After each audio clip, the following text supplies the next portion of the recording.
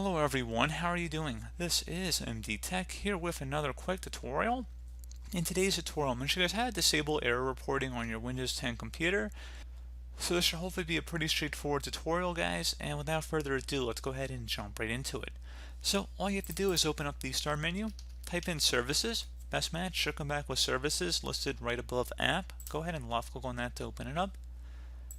Now you want to open up this list a little bit wider here and locate the Windows Error Reporting Service. Double click on it. Set startup type to disabled, and if service status is started, you want to go select the stop option. And once that's done, select apply and OK. And that's it. So pretty straightforward process, guys. I do hope that I was able to help you out, and I do look forward to catching you all in the next tutorial. Goodbye.